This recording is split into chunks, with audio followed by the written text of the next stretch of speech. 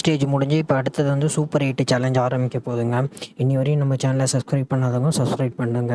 Group stage நல்லபடியாக முடிஞ்சிருச்சு. Group ஸ்டேஜ்லேருந்து இப்போ அடுத்தது வந்து சூப்பர் 8க்கு வந்து குவாலிஃபைட் ஆன டீம்ஸ்னால் என்னென்னு பார்க்கலாம். ஃபஸ்ட்டு வந்து குரூப் ஏல வந்து குவாலிஃபைட் ஆகிருக்க டீம்ஸ் வந்து மொத்தம் 8 டீம் குவாலிஃபைட் ஆகிருக்கு. குரூப் ஏல 4 டீம், குரூப் பியில் 4 டீமு. குரூப் ஏல யார் யார் குவாலிஃபைட் ஆகிருக்காங்கன்னா இந்தியா, ஆஸ்திரேலியா, ஆப்கானிஸ்தான், பங்களாதேஷ். அடுத்தது குரூப் பியில் பார்த்தீங்கன்னா USA, England, West Indies, South Africa. Group ஏவை கம்பேர் பண்ணுறதோட குரூப் பியில் வந்து கொஞ்சம் டஃப்பான டீம்ஸ் 3 டீம்ஸ் இருக்குது. England, West Indies, South Africa. ஆனால் குரூப் ஏல நம்மளுக்கு பார்த்திங்கன்னா இந்தியா, ஆஸ்திரேலியா தான் கொஞ்சம் நல்லா டஃப்பான டீமு. இந்தியா, ஆப்கானிஸ்தான், பங்களாதேஷ் வந்து எப்படிப்பட்ட டீம்னு உங்களுக்கு தெரியும்.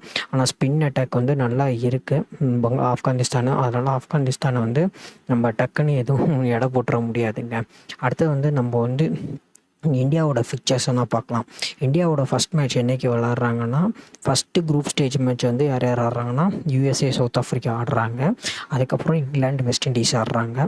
அதுவும் நல்ல மேட்ச். இங்கிலாந்து, வெஸ்ட் இண்டீஸுங்கிறது வந்து ஒரு சூப்பரான மேட்ச்சு.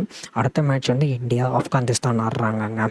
குரூப் ஸ்டேஜ்லேயே வந்து இந்த குரூப் ஸ்டேஜ்லேருந்து அடுத்தடுத்த ரெண்டு டீம் தான் குவாலிஃபைட் ஆகிறோம். குரூப் ஏல பார்த்தீங்கன்னா இந்தியா, ஆஸ்திரேலியா வந்து குவாலிஃபைட் ஆகிருந்தோம்னு நினைக்கிறேன். குரூப் பியில் வந்து இங்கிலாந்து, வெஸ்ட் இண்டீஸும் குவாலிஃபைட் ஆகிரும். ஏன்னா சவுத் ஆஃப்ரிக்காவுக்கு வந்து டீம் வந்து அவ்வளோவா நல்லா இல்லை.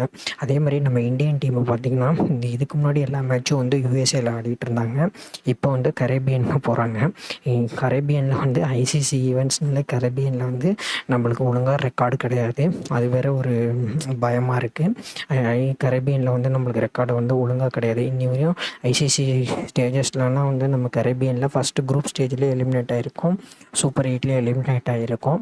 இந்த வாட்டி இந்த வேர்ல்ட் கப் வந்து எப்படி எடுத்துகிட்டு போகிறாங்கன்னு தெரில. கரேபியனில் குரூப் சூப்பர் 8 ரோஹித் சர்மா நல்லா தான் பிளான் பண்ணி வச்சுருப்பார் சூப்பர் 8க்காண்டி. ஆனால் இப்போதைக்கே நம்மளுக்கு பார்க்கும்போது டஃப்பான காம்படிட்டர்ஸ் யாருன்னு பார்த்தீங்கன்னா ஆஸ்திரேலியா தான். நம்மளுக்கு குரூப் ஏல ஃபஸ்ட் மேட்ச்சு வந்து பங்களாதேஷ் ஆடுறாங்க. அது ஒன்றும் பிரச்சனை இருக்காது. பட் ஆனால் ஆஸ்திரேலியா தான் நம்மளுக்கு வந்து ஒரு டஃப்பான கேண்டிடேட்டாக இருப்பாங்க. ஃபஸ்ட் மேட்ச் வந்து இந்தியா வந்து ஆப்கானிஸ்தான் ஆடுறாங்க. அதுக்கப்புறம் தான் மற்ற மேட்சஸ்லாம் வருது. ஆனால் இங்கே குரூப் ஏல வந்து ஆனால் குரூப் ஏலே வந்து இந்தியா, ஆஸ்திரேலியா வந்துடும். குரூப் பியில் வந்து வெஸ்ட் இண்டீஸ், இங்கிலாந்து வந்துடும் நான் நினைக்கலாம். பார்க்கலாம் குரூப் ஸ்டேஜ் வந்து எப்படி வேணால் போகலாம். ஏன்னா இப்போ வந்து வெஸ்ட் இண்டீஸ்லேயும் நம்மளுக்கு சரியான ரெக்கார்டு இல்லாதனால எது வேணால் நடக்கலாம். பார்ப்போம் இந்தியா வந்து எப்படி வந்து அவங்க வந்து டீமை ப்ரிப்பேர் பண்ணிட்டு போவாங்கன்னு தெரில. என்ன மட்டும் தான் டீம்ஸ் வந்து கரெக்டாக சூஸ் பண்ணி ரோஹித் சர்மா எடுத்துகிட்டு போனார்னாலே நல்லாயிருக்கும். ஆனால் இந்த சூப்பர் 8 ஸ்டேஜஸ் வந்து ரொம்ப இன்ட்ரெஸ்ட்டாக இருக்கும். குரூப் ஏலையும் சரி, குரூப் பிலையும் சரி. நான் ப்ரெடிக்ட் பண்ண வரையும் இந்தியா, ஆஸ்திரேலியா குரூப் ஏல குவாலிஃபைட் ஆகிடுவாங்க. குரூப் பியில் இங்கிலாந்து, வெஸ்ட் இண்டீஸு குவாலிஃபைட் ஆகிரும். சவுத் ஆஃப்ரிக்காவுக்கு கொஞ்சம் ஹோப்ஸ் கம்மி தான் நான் நினைக்கிறேன். மற்றபடி வந்து இந்த குரூப்ஸில் வந்து எந்த பிரச்சனையும் இருக்காது.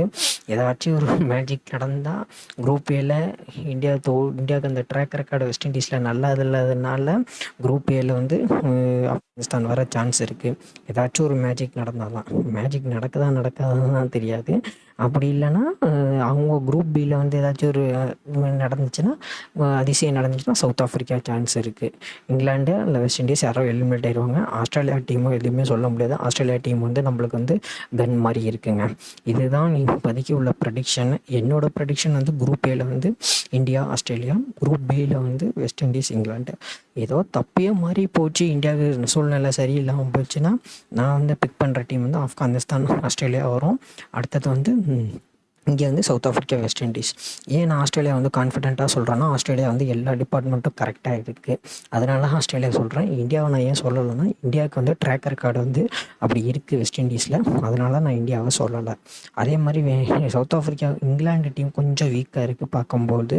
சவுத் ஆஃப்ரிக்கா கொஞ்சம் லக்கில் உள்ளே வந்தால் சவுத் ஆஃப்ரிக்காவுக்கு சான்ஸ் இருக்குது. ஏன்னா சவுத் ஆஃப்ரிக்காவில் அட்மின் மாக்ரம் வந்து 2 வாட்டி 2020 கப் எடுத்து கொடுத்துருக்காரு அவங்களோட சவுத் ஆஃப்ரிக்கா லீகில். அதனால் அட்மின் மக்களும் கொஞ்சம் லக் இருக்குன்னு சொல்கிறாங்க. இதுதான் என்னோடய ப்ரெடிக்ஷனாக இருக்குது.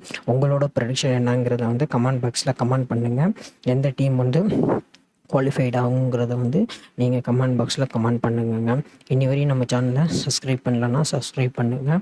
இந்த டாப் 8 டீமுமே வந்து சூப்பரான டீம்ஸ் தான். First time USA super 8 qualified ஆகிருக்கு. அவங்களுக்கும் ஒரு கங்க்ராச்சுலேஷன்ஸு. அப்புறம் பங்களாதேஷ் இருக்காங்க, ஆப்கானிஸ்தானும் இருக்காங்க. அவங்களுக்கும் ஒரு நல்ல டீம் தான். அவங்களுக்கும் ஒரு கங்க்ராச்சுலேஷன் சொல்லிக்கிறேன். எந்த டீம் வந்து அடுத்த ரெண்டு டீம் குவாலிஃபைட் ஆகுங்கிறத வந்து கமெண்ட் பாக்ஸில் கமெண்ட் பண்ணுங்க.